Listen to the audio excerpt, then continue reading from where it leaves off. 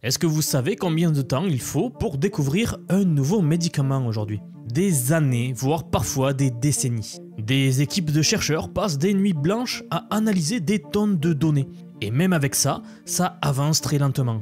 Pareil pour concevoir des matériaux avancés, comme par exemple des batteries, ou alors des alliages ultra résistants. Ça prend un temps fou et ça coûte une fortune. Pourquoi en 2025, avec toute notre technologie, il faut encore 10 ans et 2 milliards d'euros pour créer un seul médicament? Eh bien, nos ordinateurs actuels, aussi puissants soient-ils, sont souvent dépassés par la complexité de ces problèmes. Mais une solution arrive, l'informatique quantique. Contrairement aux ordinateurs classiques, qui vont traiter l'information étape par étape, eh bien, les ordinateurs quantiques utilisent des qubits.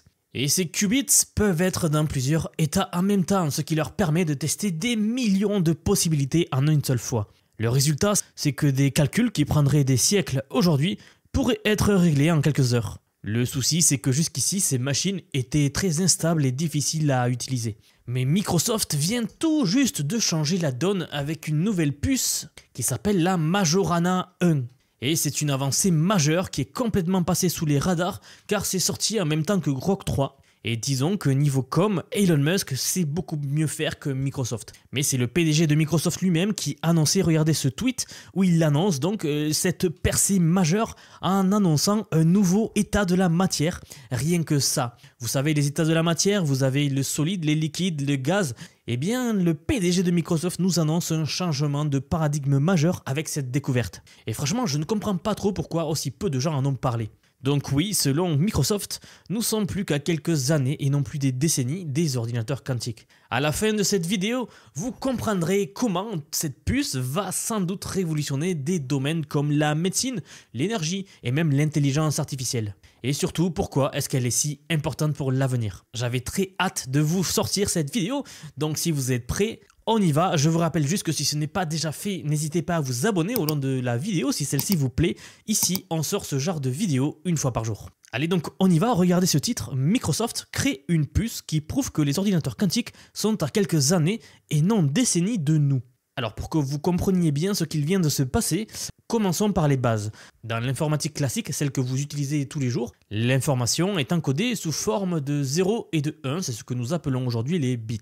C'est binaire et c'est simple, mais c'est limité. Cependant, dans le monde quantique, les choses deviennent infiniment plus intéressantes. Au lieu de bits, nous avons des qubits. Et voilà où la magie opère. Grâce à un phénomène physique appelé la superposition, un qubit peut exister simultanément dans un état 0 et de 1, avec différentes probabilités pour chaque état. Alors si vous ne comprenez pas tout, ne vous inquiétez pas, je vais vulgariser au mieux dans cette vidéo, vous allez voir. Mais en gros, ce n'est pas juste une curiosité théorique. Ce phénomène-là de la superposition signifie qu'avec n qubits, nous pouvons représenter 2 puissance n états simultanés. En gros, avec seulement 300 de ces qubits-là, 300 de ces unités fondamentales, on pourrait théoriquement représenter plus d'états que de nombre d'atomes dans l'univers observable. Et en fait, c'est cette capacité à explorer toutes les solutions en même temps qui rendent l'informatique quantique complètement folle. Bon, tout ça c'est théorique, c'est très bien, mais concrètement, ça sert à quoi? Eh bien, prenons l'exemple de la chimie moléculaire, un domaine où les ordinateurs classiques atteignent très rapidement leurs limites. Et je tiens à faire une petite remarque, ici c'est un domaine qui m'est très cher puisque c'est ce que j'étudiais étant jeune dans un laboratoire, c'est comme ça que j'ai commencé la science d'ailleurs, et ça a été donc le premier domaine de mes recherches. Nous étudions avec mes collègues ce que l'on appelle le mouvement des molécules dans des systèmes complexes, le Molecular Dynamics. En fait, pour simuler avec précision une molécule relativement simple comme la caféine par exemple, il faut modéliser des interactions quantiques complexes entre de très nombreux électrons. On utilise les équations de la physique quantique qu'on donne à des ordinateurs classiques et on lui dit allez calcule ces équations et calcule le mouvement de ces molécules dans ce système et prédis ce qu'il va faire. Et pour vous la faire simple, en fait, les ordinateurs classiques d'aujourd'hui doivent faire d'énormes approximations, ce qui limite forcément notre capacité à développer des nouveaux médicaments par exemple ou des nouveaux matériaux. Par contre, un ordinateur quantique parlerait le même langage que ces molécules. Alors, les équations de Schrödinger, qui sont les équations qui permettent de décrire le mouvement de ces molécules, c'est en fait un petit peu la recette qui nous permet de prédire le mouvement des molécules dans le monde quantique. Eh bien, ces équations-là pourraient enfin être résolues naturellement grâce à un ordinateur quantique. Ce que nous ne pouvons pas faire aujourd'hui, bien sûr, avec les ordinateurs classiques. C'est comme si, au lieu d'essayer de simuler l'océan avec un modèle mathématique, on pouvait directement observer et manipuler l'eau elle-même. En pharmacologie, donc, ça pourrait aussi nous permettre de simuler précisément les interactions entre les médicaments et les protéines, accélérant considérablement la découverte de nouveaux médicaments. Dans le domaine des matériaux aussi, on pourrait concevoir des supraconducteurs à température ambiante. C'est un matériel révolutionnaire qui changerait la donne. C'est un peu le saint graal dans le domaine. En fait, c'est un peu ce que cherchent tous les chercheurs aujourd'hui. Ça changerait complètement toute la société. Je pourrais même en faire 2 ou 3 ou 4 vidéos consacrées uniquement à ce sujet. Donc si jamais ça vous intéresse, je pense qu'en fin de vidéo, je vous donnerai des endroits où vous renseigner, car ce n'est pas le sujet de la vidéo, mais c'est un domaine passionnant qui pourrait enfin être résolu grâce à l'ordinateur quantique. Vous l'aurez compris, je crois, mais la beauté de l'ordinateur quantique, c'est que des problèmes qui prendraient des milliers d'années sur des superordinateurs classiques pourraient maintenant et potentiellement être résolus en quelques minutes. Alors maintenant, bien sûr, la question qui se pose, c'est comment est-ce que l'on construit ces fameux qubits et qui permettraient tant d'avancer comme je vous le dis. C'est là que les choses deviennent vraiment fascinantes et c'est exactement le sujet que nous allons explorer dans la suite de cette vidéo. Et tout cela en nous penchant sur une innovation majeure, je vous le disais en introduction, la puce Majorana 1 de Microsoft et les qubits topologiques. Et ne vous inquiétez pas pour les termes, je vais tout vous expliquer et surtout vous allez tout comprendre. Donc oui, voilà, ce qui fait la une en ce moment, c'est l'avancée, la percée majeure de Microsoft dans ce domaine-là. Donc en février 2025, certainement au moment où vous regardez la vidéo,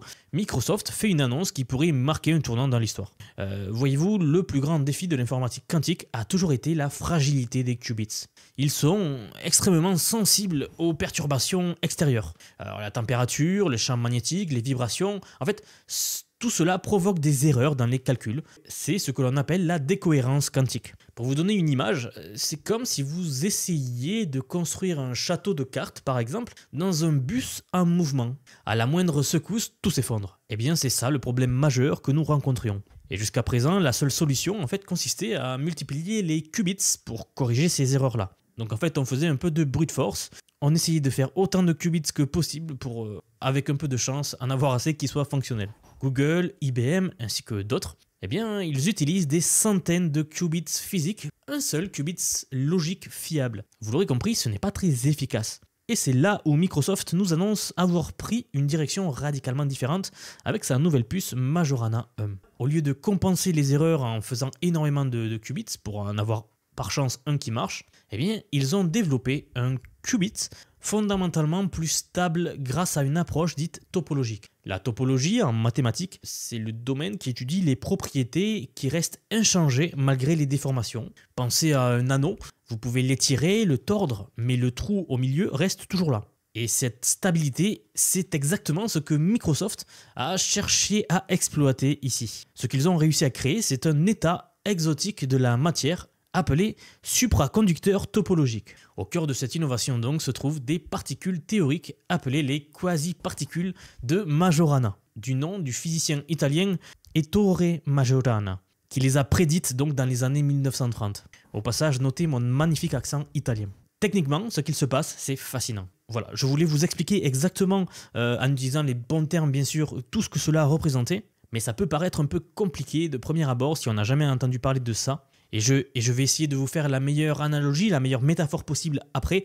Mais ici, ils vont utiliser un nanofil en fait, qui dans certaines conditions bien précises, c'est-à-dire aux températures proches du zéro absolu et avec des champs magnétiques très puissants, eh bien, permet l'émergence de ces quasi-particules-là aux extrémités de ce fil. Et ces quasi-particules, donc cet état de la matière fascinant et exotique, ont des propriétés remarquables et c'est là toute l'avancée de ce papier-là, c'est que ces particules sont à la fois là et à la fois pas là. Elles sont dans un état qu'on appelle délocalisé. Et c'est cette délocalisation qui protège l'information quantique du bruit environnant.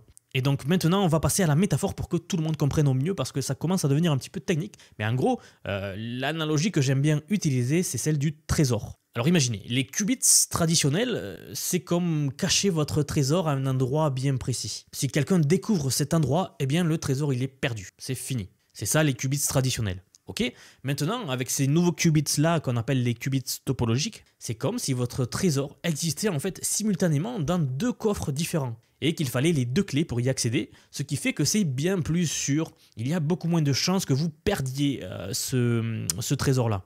Alors pour l'instant, Microsoft n'a démontré que cette technique marche uniquement pour 8 qubits avec cette technique, ce qui peut sembler modeste de premier abord comparé aux centaines de qubits annoncés par d'autres entreprises, mais souvenez-vous, s'ils en font 100, c'est pour en avoir un fonctionnel. Ici, la différence fondamentale, c'est que ces 8 qubits en fait, sont complètement stables. Ce sont 8 vrais qubits. Ils n'ont pas besoin d'être multipliés par 1000 pour corriger leur erreur. Et c'est là donc que réside l'ambition vertigineuse de Microsoft, atteindre un jour 1 million de qubits sur une puce compacte. Pour vous donner un ordre d'idée, avec des qubits traditionnels comme nous avions l'habitude jusqu'à maintenant, eh bien cela nécessiterait des machines de la taille d'un terrain de football.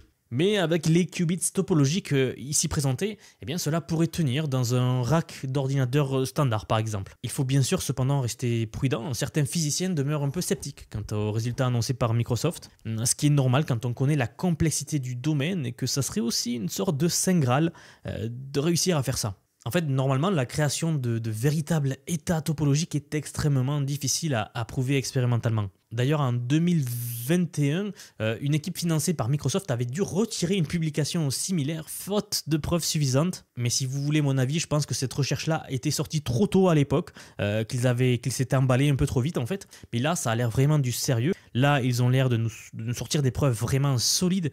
Et surtout, le PDG de Microsoft se mouille comme jamais en fait. Ça y est, il est en train de commencer à faire des tournées.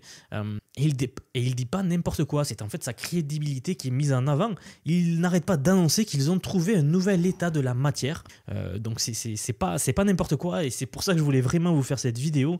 Parce que les choses vont commencer à vraiment devenir intéressantes, croyez-moi. Bon, donc maintenant que nous comprenons mieux ce que c'est que l'informatique quantique et la révolution des qubits topologiques, on va passer à une partie fascinante, c'est-à-dire que nous allons explorer les applications concrètes qui pourraient véritablement transformer notre monde si on arrive à mettre en place cela. Donc maintenant que vous êtes armés du savoir de ce qu'il s'est passé, j'aimerais que nous regardions ce que nous a donné la première révolution quantique. Eh bien, elle nous a donné les lasers, les IRM, les smartphones. C'était en fait lors de la découverte de la physique quantique. Mais cette deuxième révolution quantique-là pourrait avoir un impact encore plus profond, particulièrement dans 5 domaines clés. D'abord, la chimie moléculaire, c'est ce que je vous disais au début. Aujourd'hui, par exemple, développer un nouveau médicament, eh bien, prend en moyenne 10 ans environ et coûte 2 milliards de dollars. C'est complètement hallucinant et c'est dingue. Et une grande partie de ce temps, de ces coûts, est consacrée à tester des milliers de molécules pour trouver celle qui aura l'effet thérapeutique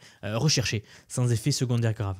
Eh bien, les ordinateurs quantiques peuvent simuler avec précision le comportement des électrons dans des molécules très complexes, et donc, ce que ne font pas les ordinateurs classiques, et donc pourrait nous permettre de trouver des combinaisons gagnantes, en fait, si vous voyez ça comme ça, très rapidement, en quelques minutes, en quelques heures, en fait, nous aurions à disposition des simulations de molécules à disposition. Pour vous donner une idée, simuler parfaitement la molécule de la caféine, qui contient juste 24 atomes, donc c'est pas grand chose, nécessiterait un ordinateur classique avec plus de mémoire qu'il n'existe d'atomes dans l'univers observable. Donc autant vous dire que c'est pas possible. Mais avec un ordinateur quantique suffisamment puissant, nous pourrions le faire avec seulement 160 qubits. Donc oui, cela signifierait que nous pourrions concevoir des médicaments sur ordinateur, avant même de les synthétiser en laboratoire, et si vous voulez mon avis, ça changerait absolument tout. Le deuxième domaine révolutionnaire, c'est la science des matériaux. Alors ici, imaginez des matériaux qui se répareraient automatiquement, comme notre peau par exemple,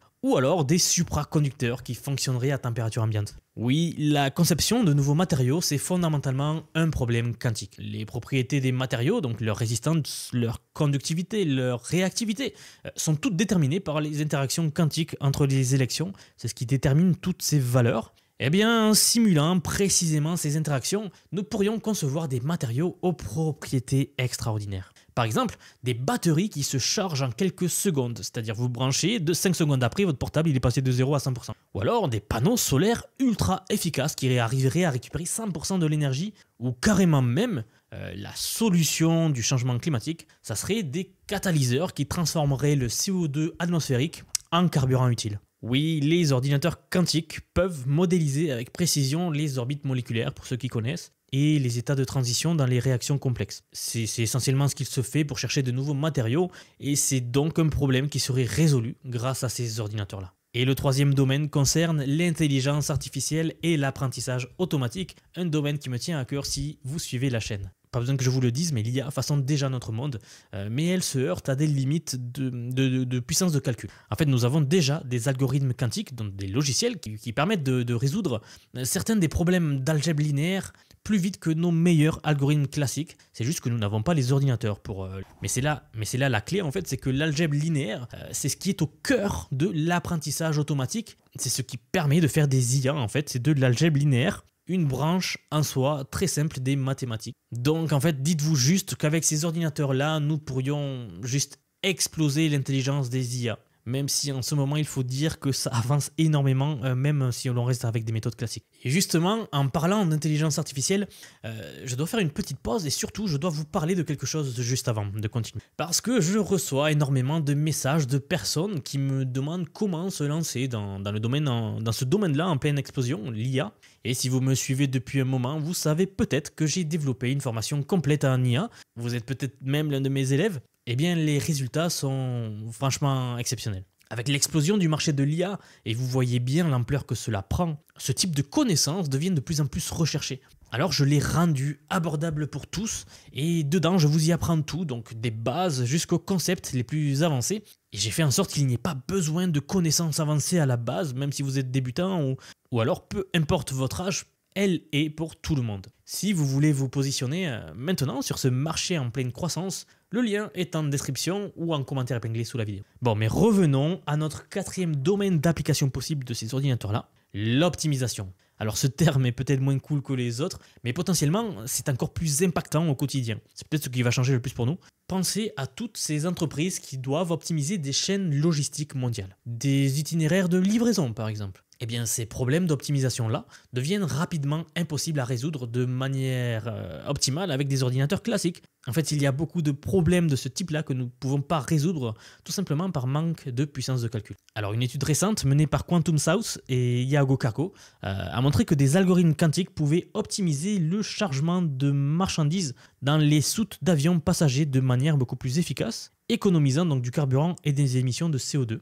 Donc voilà, vous voyez là un domaine potentiel d'application de ces ordinateurs-là. Et enfin, il faut que j'en parle, le cinquième domaine révolutionnaire concerne la finance. Je ne sais pas si vous le saviez, mais des institutions financières comme Crédit Agricole par exemple, explorent déjà comment est-ce que l'informatique quantique pourrait transformer l'évolution des produits financiers et bien sûr l'analyse des risques de crédit. Bon, tout ça, ce ne sont que la partie émergée de l'iceberg. À mesure que les ordinateurs quantiques deviendront plus puissants, nous découvrirons probablement des applications que nous ne pouvons même pas imaginer aujourd'hui, notamment si nous arrivons vraiment à faire un matériau supraconducteur. Là, c'est toute la société qui changerait. Si vous connaissez un petit peu ce domaine, c'est sans doute un des domaines les plus fascinants. Donc le domaine de la recherche du Saint Graal, donc du supraconducteur à température ambiante. Alors d'ailleurs, avant de finir rapidement, il faut que je vous dise que la compétition est féroce dans ce domaine, vous savez. Google, IBM et même Microsoft poursuivent des approches différentes, vous l'avez vu. Par exemple, IBM, eux, mise sur les qubits supraconducteurs en grande quantité, ce que nous avons tout à l'heure, pour corriger les erreurs. Google, eux, en fait, ils misent sur une autre technologie pour corriger ces erreurs-là, donc ils ne vont pas miser sur le brute force, mais plutôt sur l'optimisation matérielle. Et maintenant, on voit Microsoft et sa nouvelle stratégie qui, eux, vont miser donc sur les qubits topologiques beaucoup plus stables. Et il faut que je vous dise, de tout ce que j'ai lu, franchement, Microsoft, je pense, sont ceux qui sont le plus en avance maintenant avec cette super innovation-là qu'ils nous présentent. Alors, quand est-ce que ces ordinateurs seront-ils disponibles? Eh bien, si on extrapole la croissance actuelle, qui en fait suit approximativement une loi similaire à la loi de Moore, avec un doublement du nombre de qubits chaque année, en fait, eh bien, si on suit cette logique, les premiers ordinateurs quantiques pourraient voir le jour entre 2035 et 2040 environ. Et Microsoft nous annonce même que ça pourrait être dans les 10 prochaines années, en fait, même moins. Même si je pense que ce sera avant, franchement, quand on voit l'évolution exponentielle de l'IA, je pense que c'est l'IA en fait qui va résoudre ce problème plus vite que nous le pensons. Alors nous arrivons à la fin de cette exploration de l'informatique quantique et de la révolution de cette nouvelle puce. C'est une vidéo que je tenais vraiment à vous faire car c'est ce genre d'informations qui passe à la trappe, dont personne ne parle, alors qu'en fait, c'est ce qui a un des plus gros potentiels pour nous changer la société, pour tout changer, et pour résoudre la plupart des problèmes que nous n'arrivons pas à résoudre aujourd'hui. Donc comptez sur moi pour continuer à me renseigner très en détail et pour suivre l'évolution dans ce domaine-là. Si cette vidéo vous a plu, n'hésitez pas à vous abonner pour rester au courant de ce genre d'avancées. Ici, je sors une vidéo tous les jours sur différents domaines et différentes percées technologiques. Et je vous rappelle également que si vous voulez apprendre l'IA, eh bien, vous trouverez tous les liens en commentaire épinglés sous la vidéo. C'est le moment, maintenant que tout commence, maintenant que l'explosion de l'IA est en train d'arriver, il vaut mieux maîtriser les bases maintenant, avant que ce soit trop tard. Donc moi, je vous dis à très vite. Donc je vous attends dans la formation. En tout cas, si vous êtes encore ici, bravo à vous, vous ne devez pas être très nombreux. Et merci pour avoir regardé la vidéo jusqu'au bout. Je vous donne rendez-vous très vite, c'est-à-dire demain pour la prochaine vidéo. Si cette analyse vous a intéressé et que vous voulez aller encore plus loin dans la compréhension des enjeux géopolitiques actuels, je vous invite à découvrir ma nouvelle chaîne Vision Actu. Vous y trouverez des analyses approfondies sur ce sujet et bien d'autres qui façonnent notre présent et notre futur. N'oubliez pas de vous abonner aux deux chaînes pour ne rien manquer. À très bientôt pour de nouvelles analyses.